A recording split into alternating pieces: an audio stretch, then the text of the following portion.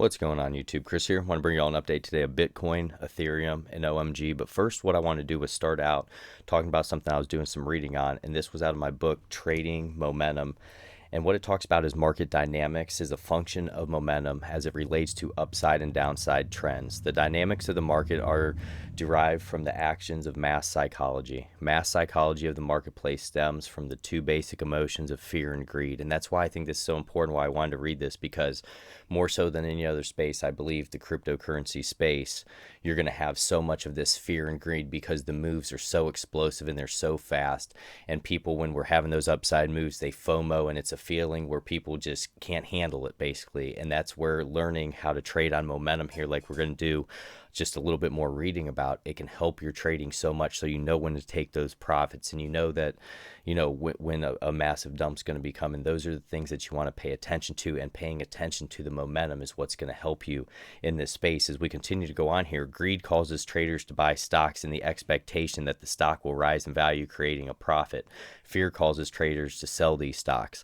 They fear that the stock will cease to climb any longer and reduce any unrealized gains. However, the opposite side of the trade enables greed and fear to force traders to hold losing positions in equities that are not performing to expectations. This scenario begins to turn small losses into larger losses, and I want to stop there because it's so important. I've done this before myself, and I said, oh, I'll just hold on, I'll wait, this or that, I'm just going to hodl, and then the losses just keep getting greater and greater when you could have been using that capital to look for another opportunity to trade and make potential gains. So number one, you're potentially losing money, and you're locking up that money that you had to where you could be using it as a tool to make more money. So that's where you really want to cut your losses fast. The next thing here, the exciting thing about greed and fear is that they produce some incredible market momentum events that ultimately endanger the portfolios of the newer and unknowing active traders. This occurs because they are unaware of the forces behind the market momentum and how to react to changes within it. Those who understand the forces of fear and greed can profit handsomely from them. And that's what we're trying to do on this channel, guys. I really want to teach you how to fish, per se. I don't want to just give you a fish. I really want you to learn this stuff, and I want us to grow together. Because like I said, I've been in this space for 3.5 years now, and I've learned so much through, and there's still so much to learn. You don't know what you don't know in this space. But I want to be here with you, and I want to do the best that I can to help out. So if you guys get some from this, we're going to get into Bitcoin, ETH, and OMG, and then hopefully some more altcoins later in the day. Don't forget to like, subscribe, hit that notification bell. Trying for 300 likes on this video. Can't do it without you guys, and I appreciate it. So for Bitcoin, we basically were flirting with that area we were looking at yesterday. We were talking about this rising potential wedge, rising channel, how we wanted to hold this trend line. We actually broke down through it. So now what we're looking to do is find support off the area we looked at yesterday at 11,382. So that's the area we want to hold. Right now we basically have, I'd say, almost a bit like it has a little wick on the top, but almost like a hammer candle, a doji candle. It's a mixture between a few different short day candle. We got a longer wick on the bottom here hitting that support area. But basically what we're trying to do is find support off this 30 EMA right now in purple. We don't want to drop much below that, because typically in these uptrends, whenever we're in uptrends, we're going to stay up above the 30. We'll go back and test it with some wicks, but for the most part, we stay up above that. And guys, I apologize if my son's screaming in the background there. I'm on dad duty here, so just bear with me. But I wanted to point this out to you, that typically when we have these retracements, it's back to the 30. So this could be a spot where we potentially find support and get that next move to the upside.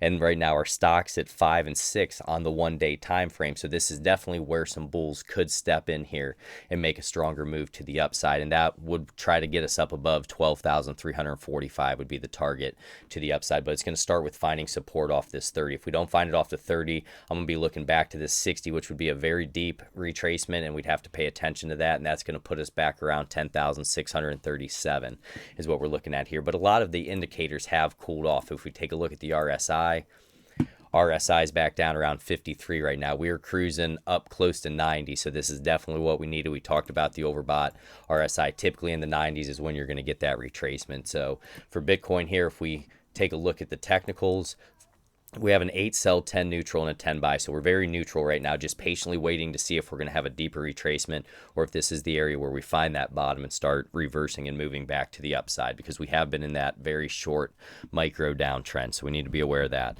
So that's Bitcoin. Next, we're going to move to Ethereum. And if I get some time later today, guys, we'll be going through some more altcoins. So with Ethereum, right now we're trying to find support off that 30, kind of the same situation that we were dealing with Bitcoin. Now, since we have lost this 15 moving average in white, it's going to take a lot of buying pressure to get back up above that, and then up above that $417 was the area that we wanted to hold. And now you can see that I turned it red because it's going to act as overhead resistance. So we're going to need to have to break through that. If we take a look at our stock RSI right now, we're trying to get a nice little bullish cross down here. We need it to come on more volume. That would be important for us. But you can see all the indicators have basically cooled down, and that's what we needed them to do. Okay, if we don't hold this 30, I'm going to be looking down to around 332. And that could happen, guys, because the pumps are so big in this space, the retracements as well. You're going to have a lot of times retracements back to that 0.618 a lot of the times. And that's a pretty big retracement after making a big move, giving back, 61% of it. So right now, the lowest that we went for Ethereum, we've been so strong, is basically this 0.236. And that would show it would be an extremely strong uptrend if this is the area that we find the next bounce. Then more normal is in this 0.382 to this 0.5. So that's why I said it's common, guys. If we went back to the 0.5, I wouldn't be shocked. In that area, we have to cool down before we make that next move to the upside. Markets have to breathe, but I like the direction that we're in. We could even draw a trend line here as long as we keep that uptrend. That's what's going to be important here. So we're at 390 technicals. We're at a 9 sell, 10 neutral, 9 buy, sitting very neutral right now, waiting to see what direction the whales are going to push us. Next, we're going to take a look at OMG, which has been just doing amazing here, guys. We're back to about 564. So we talked about that profits. When they're staring in the face, you always want to take them in the space because it needs to calm down. Okay, whenever you see these really long wicks, just a tip, that means a lot of the times, especially after a fast directional move like that, it's going to reverse and you're going to start having a retracement. First retracement area I'm going to look at is $4.98, and it's going to be back around that $3 if we do retrace that much. But it was really nice to see some heavy volume coming back into Omise Go, and you can see it came out of this flagpole. Basically, we had a big pull up.